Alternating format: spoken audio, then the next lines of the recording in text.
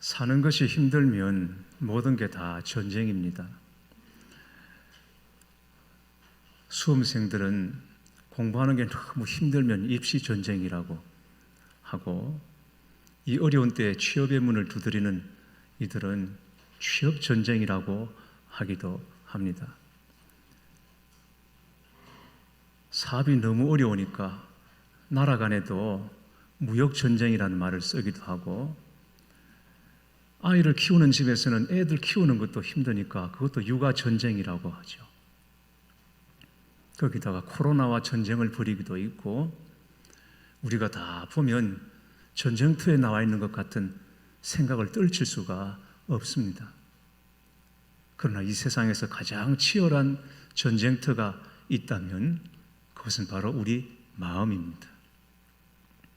우리 마음 안에서 일어나고 있는 전쟁, 이 전쟁이 무슨 전쟁이겠습니까? 영적 전쟁입니다. 우리 마음은 영적 전쟁이 벌어지는 가장 치열하고 격렬한 격전지입니다. 왜 그런가 하면 끊임없이 엎치락 뒤치락 승부가 반복되고 있으며, 단 한 차례도 휴전과 종전을 맛보지 못한 채 계속 치루어지는 전쟁이기 때문에 가장 치열한 격전지라고 말하는 것입니다. 승리도 마음에 있고 실패도 마음에 있습니다. 그래서 잠언 16장 32절에 마음을 다스리는 자는 성을 빼앗는 자보다 나으니라 라고 말했습니다. 이 시간 예배하는 여러분 마음 안에서 먼저 하나님의 역사가 일어나고 승리가 있으시기를 축원합니다. 오늘 본문 사무엘하 22장에는 다윗의 승전가라는 표제가 붙어 있습니다. 제목이 승전가이니까 다윗이 전쟁에서 이긴 다음 부른 노래라는 것을 알 수 있습니다. 1절에는 다윗이 이 노래를 부르게 된 배경이 무엇인지를 밝혀주고 있습니다. 여호와께서 다윗을 모든 원수의 손과 사울의 손에서 구원하신 그날에 다윗이 이 노래의 말씀으로 여호와께 아뢰어라고 했습니다. 하나님께서 모든 원수의 손과 사울의 손에서 다윗을 구원하신 날에 다윗이 이 노래를 불렀다는 것입니다. 그리고 2절, 3절 말씀을 보면 다윗은 그 구원의 하나님을 다양한 방식으로 묘사하고 있습니다. 이르되 여호와는 나의 반석이시요 나의 요새시요 나를 위하여 나를 건지시는 자시요 내가 피할 나의 반석의 하나님이시요 나의 방패시요 나의 구원의 뿌리시요 나의 높은 망대시요 그에게 피할 나의 피난처시요 나의 구원자시라 나를 폭력에서 구원하셨도다. 이 말씀을 보면서 이 구절은 어디서 많이 본 내용인데 하시는 분들도 있을 것입니다. 그렇습니다. 시편 18편과 같은 내용입니다. 시편 18편 1절 2절에 보면 나의 힘이신 여호와여 내가 주를 사랑하나이다. 여호와는 나의 반석이시요 나의 요새시요 나를 건지시는 이시요 나의 하나님이시요 내가 그 안에 피할 나의 바위시라 나의 방패시요 나의 구원의 뿌리시요 나의 산성이시로다고 했습니다. 다윗은 하나님께 부르짖었더니 하나님께서 자기를 원수들의 손에서 지켜주셨다고 고백합니다. 그런데 이 고백이 갑자기 나온 것이 아닙니다. 승리한 다음에 즉흥적으로 이 노래를 부르는 것이 아니라는 말입니다. 이 노래는 다윗이 평소에 고난 중에 계속 기도했던 기도 제목이었습니다. 오늘 본문에 사망이라는 단어가 반복되는 데서 알 수 있듯이 결코 쉽게 얻은 승리가 아니라는 것입니다. 다윗은 죽음의 파도가 에워싸고 멸망의 강물이 덮치는 절망적인 순간을 수도 없이 만났습니다. 그런 가운데 다윗은 스스로 할 수 있는 일이 아무것도 없습니다. 스스로 용기를 내보자고 자신을 채권할 수도 없고 스스로 생존 전략을 짤 수도 없습니다. 다만 엎드려서 부르짖고 또 부르짖을 뿐이었습니다. 어떻게 부르짖습니까? 하나님은 나의 반석이십니다. 나의 요새십니다. 방패이십니다. 피할 바이십니다. 하나님은 나의 구원의 뿌리십니다. 하나님이 내 산성이십니다. 그렇게 고난 중에 부르짖었습니다. 결국 고난 중에 기도하던 그 기도가 승리의 날에는 노래가 된 것입니다.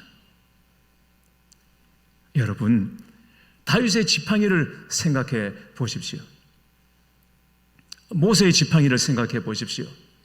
모세의 손에 들려있는 그 지팡이는 그 인생의 고단함과 그 인생의 비루함과 그 인생의 단조로움을 말해주는 것이었습니다.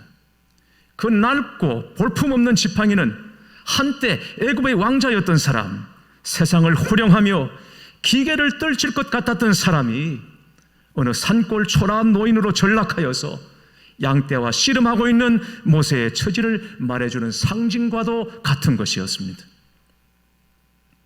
그런데 그런 모세를 하나님이 부르시고 그를 붙잡아 쓰시기 시작하니까 그 지팡이가 애굽 술사들의 지팡이를 삼키고 그 지팡이로 홍해를 가리키니 바다가 갈라지고 반석을 치니 물이 솟아 사막에 강물이 흐르는 기적의 도구가 된 것입니다. 여러분, 이것이 기도의 비밀입니다. 기도하면 변합니다. 기도하면 달라집니다. 고난 중에 드린 기도가 승리의 날에는 노래로 변하는 것입니다. 믿으시기를 축원합니다. 다윗은 어려운 중에도 고난 중에도 하나님의 도우심을 믿었고 결국 승리할 것을 믿었습니다. 7절, 8절 말씀을 보겠습니다. 내가 환난 중에서 여호와께 아뢰며 나의 하나님께 아뢰었더니 그가 그의 성전에서 내 소리를 들으시며 나의 부르짖음이 그의 귀에 들렸도다. 이에 땅이 진동하고 떨며 하늘의 기초가 요동하고 흔들렸으니 그의 진노로 말미암음이로다. 그런데 여러분, 이 내용이 좀 이상하지 않습니까? 아무리 믿음 좋은 다윗이라고 하지만 이건 너무 자의적이고 자기 주관적입니다. 이건 허세입니다. 어쩌면 거짓말이라고 할 수 있습니다. 왜냐하면 한 사람이 기도하는데 어떻게 땅이 진동하고 하늘의 기초가 요동하고 흔들리겠습니까? 만약 우리 한 사람이 기도할 때 그런 일이 일어난다면 이 세상이 온전하겠습니까? 우리가 기도할 때 땅이 진동하고 지진이 일어나고 하늘이 흔들리고 요동하는 이런 일이 있다면 여러분, 우리가 마음 놓고 기도할 수 있습니까? 그리고도 기도할 때 그런 일이 일어난다면 이 세상이 어찌 온전할 수 있겠습니까? 그러나 다윗이 깨닫고 고백하는 것이 무엇입니까? 자기가 하나님 앞에 집중하면서 매달려 기도하다 보니 하나님이 자기를 위해서 모든 것을 다 하실 수 있다는 믿음의 확신이 들어오는 것입니다. 나를 위해서라면 하나님께서 못하실 일이 없다라고 믿어지는 것입니다. 마치 하나님이 이 세상에 자기 혼자 있는 것처럼 자기 자신을 주목하시고 도우신다라는 확신이 그 마음속에 들어온 것입니다. 교부 어거스틴이 똑같은 고백을 했습니다. 아마 하나님은 세상에 나 혼자만 남았을지라도 나를 위하여 기꺼이 그리스도를 이 땅에 보내주셨을 것이고 그리스도는 또한 나 한 사람을 위하여 기꺼이 십자가를 지셨을 것이라고 교부 어거스틴이 말했습니다. 여러분이 아시는 것처럼 어거스틴은 한때 탕자처럼 허랑방탕한 삶을 살았습니다. 그런 중에 어머님 모니카의 기도가 끊어지지 않았고 결국 그는 회심하여 주님 앞에 돌아왔습니다. 그리고는 초대교회 때 그 이단이 창궐하던 그때에 이단과 정통을 나누는 분기점으로 그가 쓰임받았고 그리고 살아계신 하나님을 뜨겁게 경험하고 난 다음에 이 고백을 한 것입니다. 이 세상에 나 혼자만 남아있어도 하나님은 그 한 사람이 나를 위해서 예수님을 보내주셨을 것이고 예수님은 나 한 사람을 위해서도 기꺼이 십자가를 지셨을 것이다. 다윗의 고백이 지금 그 고백인 것입니다. 기도하다 보니까 하나님이 나은 사람을 주목하시고 나은 사람을 위해서는 못하실 것이 없다라는 것이죠. 이 믿음이 온 것입니다. 자기를 돌보시는 하나님의 역사가 지진이 나고 천둥이 치는 것처럼 보였던 것입니다. 하나님이 나를 위해 비도 내리시고 나를 위해 정말 햇빛도 주시고 못하실 일이 없구나. 사실은 여러분, 우리도 이 고백을 다 가지고 있어야 합니다.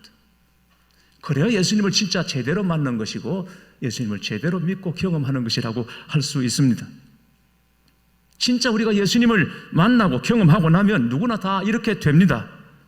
약간 과대망상증에 빠지게 됩니다. 내가 기도 안 하면 이 나라가 절단나고 교회가 끝장이 나고 가정이 무너진다. 나은 사람 기도 때문에 이 나라가 건재하고 교회가 건재하고 가정이 지금 살아남는다. 이런 약간의 과대망상증을 가지게 됩니다. 실제로 또 그렇습니다. 우리 성도님들 간증을 들어보십시오. 간증 내용이 결국은 뭡니까? 하나님이 나만 특별히 사랑하신다. 하나님이 나를 특별히 사랑하신다. 좀 더 나가서 하나님이 나만 사랑하신다고 그렇게 말하지 않습니까? 여러분, 이게 맞습니까? 틀립니까? 이게 틀린 거죠. 어떻게 하나님이 나만 사랑하십니까? 다 같이 사랑하지. 그런데 여러분, 진짜 살아계신 하나님을 만나면 이 고백을 하게 됩니다. 누구나 다 그렇게 합니다. 그래서 각자 고백하는 것이 뭡니까? 하나님은 나를 특별히 사랑하셔.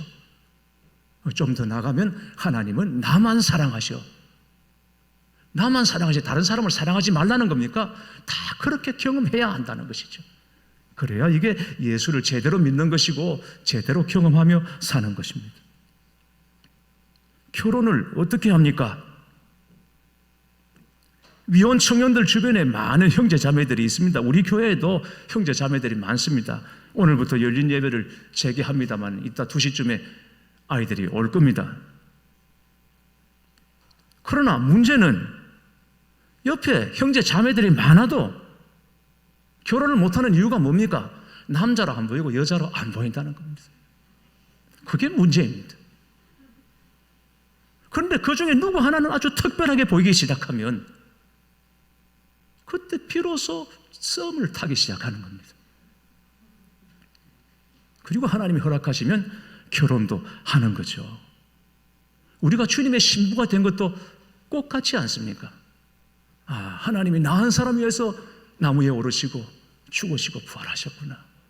이걸 믿게 될 때 주님이 우리 안에 들어오셔서 우리의 신랑이 되어주시고 우리는 주의 신부가 된 것이 아니겠습니까? 예수를 모르는 사람이 누가 있습니까? 선지자로도 알고 스승으로도 알고 여러 위인들 중에 한 사람이라고 알지만 그러나 그 주님이 나하고 특별하다는 믿음이 있어야 구원받은 것이 아니겠습니까? 다윗의 고백이 바로 그 고백인 것입니다. 코로나와 전쟁을 하고 있는 중에 교회에 모여서 예배 드린다고 세상은 온갖 비난을 다 퍼붓고 난리도 아니었습니다. 어느 정도 규모가 있는 교회들마다 경찰, 공무원들이 나와서 감시를 하고 현장 예배 드리는 교회가 너무 이기적이라고 세상은 손가락질도 했습니다. 저는 잘 모르겠어요. 뭐가 이기적이라는 건지. 이기적이라면 뭔가 얻는 게 있어야 이기적인 것 아닙니까? 그렇게 예배를 드리면 우리가 얻는 게 뭐 있습니까? 왜 이걸 이기적이라고 말하는지 물론 조심해야 되고 하나님 예배하는 것만큼 우리 이웃을 지켜야 할 책임도 있지만 그러나 이기적이라고 말하는 것은 저는 알 수 없습니다. 우리가 얻은 것이 뭐 있습니까? 그렇게 함으로 챙긴 것이 도대체 뭐가 있다는 말입니까? 단지 우리는 하나님을 예배하지 않을 수 없고 그 특별한 목적으로 하나님께서 우리를 부르셨다는 것. 내가 하나님을 가장 사랑하는 것, 그게 바로 예배이기 때문에 하나님을 예배하는 것 아니었습니까?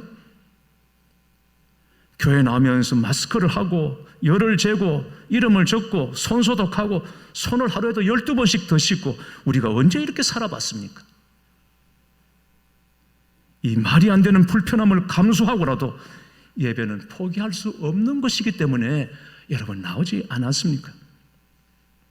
박해 시대 우리 믿음의 선진들은 핍박을 받아가면서 고문을 받아가면서 죽음의 위협 앞에서도 드린 예배였는데 우리도 모르는 중에 그 영적인 DNA가 지금 우리 안에 흐르고 있더라는 것입니다.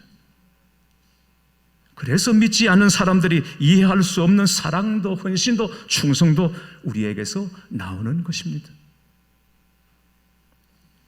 그런데 오늘 본문 이후에 이어지는 말씀을 보면 다윗이 좀 양심이 없는 사람이 아닌가 의구심이 들기도 합니다. 21절에서 25절 말씀을 보겠습니다. 여호와께서 내 공의를 따라 상 주시며 내 손의 깨끗함을 따라 갚으셨으니 이는 내가 여호와의 도를 지키고 악을 행함으로 내 하나님을 떠나지 아니하였으며 그의 모든 법도를 내 앞에 두고 그의 규례를 버리지 아니하였음이로다. 내가 그의 앞에 완전하여 스스로 지켜 죄악을 피하였나니 그러므로 여호와께서 내 의대로 그의 눈앞에서 내 깨끗한 대로 내게 갚으셨나이다. 여러분 보세요. 다윗이 지금 자기가 누군지를 잘 모르고 있는 겁니다. 자신이 공의롭고 깨끗하여 하나님께서 자신의 공의에 따라 상을 주시고 자기 손의 깨끗함을 따라 보상해 주셨다고 고백하는 것입니다. 그리고 자신은 하나님의 도를 잘 지켰을 뿐 아니라 하나님 앞에서 무슨 악한 일을 행한 적도 없다고 말합니다. 스스로 하나님 앞에서 흠없는 완전한 삶을 살고자 애썼고 죄를 짓지 않기 위해 스스로를 지켰다고 말합니다. 이것을 주목하신 하나님께서 그의 공의와 깨끗한 삶을 따라 상 주시고 승리를 주셨다고 노래하는 것입니다. 여러분 이게 맞습니까? 그럼 바세바를 범하고 그 남편 우리아를 죽인 건 도대체 뭡니까?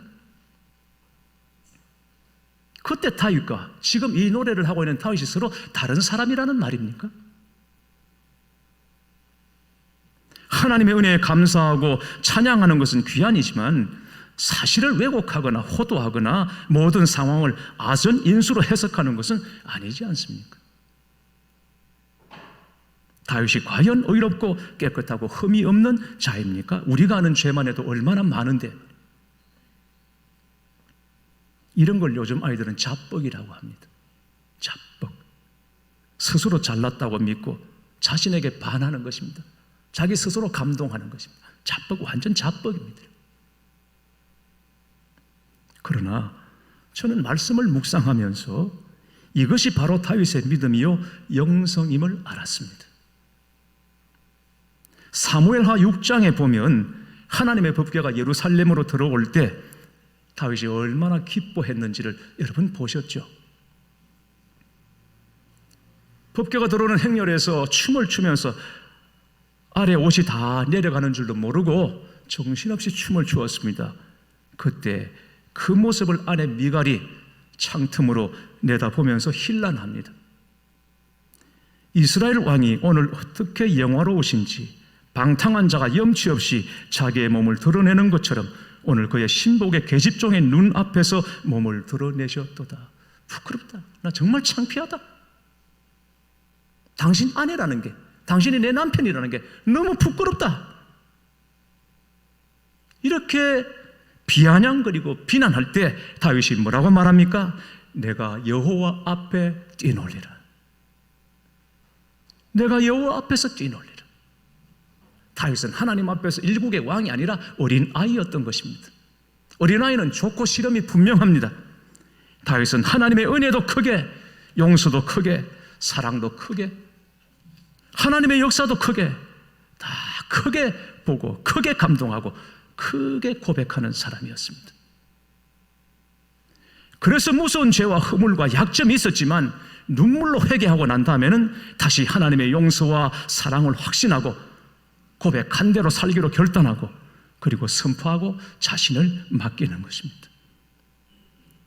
회개할 때는 침상이 다 젖을 만큼 회개하고 그 다음에는 하나님의 사랑과 은혜는 혼자 다 받은 것처럼 믿고 행하는 사람이 다윗이었습니다. 이게 바로 다윗의 믿음이요 영성이었습니다. 오늘 그의 노래에서 바로 이 기도가 이 기도에서 이게 다 나오는 겁니다. 1절, 여호와께서 다윗을 모든 원수의 손과 사울의 손에서 구원하신 그날에, 이 말씀이 저를 완전히 사로잡았습니다. 다윗에게는 그의 생명을 빼앗으려는 많은 대적이 있었습니다. 그러나 그 모두를 하나님께서 다 꺾어주셨다는 것입니다. 그럼 다윗의 이 고백이 오늘 우리에게 무슨 의미가 있습니까? 누군가 총칼을 들고 우리를 죽이려 하는 자가 있습니까? 여러분이 주무실 때, 길을 걸 때 생명의 위협을 느끼십니까? 지금 우리에게 그런 두려움은 없습니다. 다윗과 비교하면 우리는 너무나 편안한 삶을 살고 있습니다. 그러나 참 이상한 것은 우리의 심령은 다윗 이상으로 곤고하다는 것입니다. 우리 마음이 두려움과 염려와 원망으로 지쳐 있습니다. 왜 그렇습니까? 우리에게도 원수가 있기 때문입니다. 베드로전서 5장 8절에 너희 대적 마귀가 우는 사자같이 두루다니며 삼킬 자를 찾나니 했습니다. 이것이 우리 인생에 있어서 너무도 실제적이고 중요한 문제임을 아셔야 합니다. 우리는 가정에서, 세상에서 너무나 많은 공격을 당하며 살고 있습니다. 그것도 마치 우리의 생명을 빼앗으려는 것처럼 치명적인 공격을 가하고 있습니다. 단지 우리 눈에 보이지 않기 때문에 그 실체를 깨닫지 못하고 그냥 고통을 당하고 있을 뿐이죠. 그러므로 오늘 다윗의 이 노래는 우리에게 너무나 중요한 복음이 아닐 수 없습니다. 여호와께서 나의 모든 원수의 손에서 나를 구원하셨다. 반석, 요새, 건지시는 자, 피할 반석, 방패, 구원의 뿔, 높은 망대, 피난처, 구원자, 이것이 다 다윗이 알고 경험한 하나님이십니다. 그런데 다윗에게 좋으신 이 하나님이 곧 저와 여러분의 하나님 되심을 믿으시기 바랍니다. 이것이 주 안에서 우리가 누리는 진정한 축복입니다. 우리에게는 우리 힘으로 얻는 승리가 아니라 하나님께서 주시는 승리가 필요합니다. 그것만이 확실하고 완전한 승리이기 때문입니다.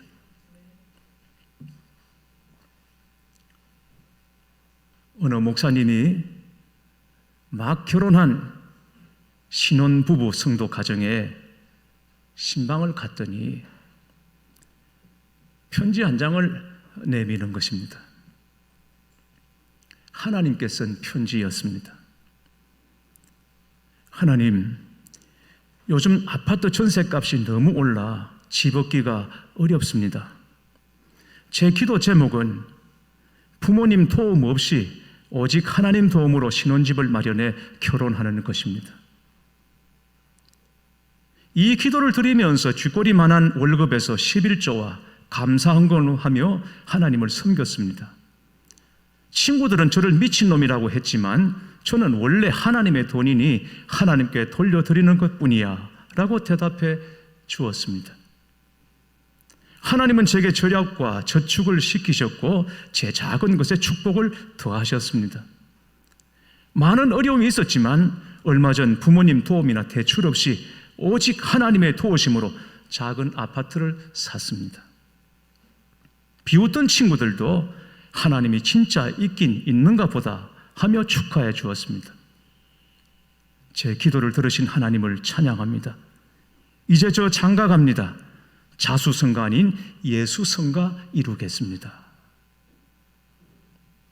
편지를 다 읽고 기특한 마음에 칭찬을 하려고 하는데 갑자기 부부가 울기 시작합니다. 알고 보니 그 편지는 10년 전 기도하면서 썼던 편지였습니다. 하나님 앞에 기도 편지였습니다. 그런데 편지대로 이루어져서 결혼을 하고 그 집에서 신방을 받아 예배를 드리니 너무 감정이 복받쳤던 것입니다. 교회 여러분, 물질도 건강도 마음도 인생도 다 무너집니다. 이건 다 후회하게 되는 것입니다. 믿음의 기도는 무너지지 않습니다. 인생을 경영하는 최고 방법은 기도 경영입니다. 기도하십시오. 다윗처럼 기도합시다. 크게 회개하고 크게 은혜 받고 크게 기뻐하고 크게 하나님을 찬양합시다. 사랑하는 교회 여러분, 기도의 무릎을 회복하십시오. 겁내지 마십시오. 스스로 살 수 있다고 일어선 자는 곧 넘어지게 됩니다. 그러나 무릎 꿇고 있는 자는 절대 무너지지 않습니다. 기도에 무릎을 꿇고 마귀를 대적하고 시험을 이기고 고난을 이기고 실패를 이기고 승리하는 자, 노래하는 자, 그런 자의 삶을 사시기를 주님의 이름으로 축원합니다.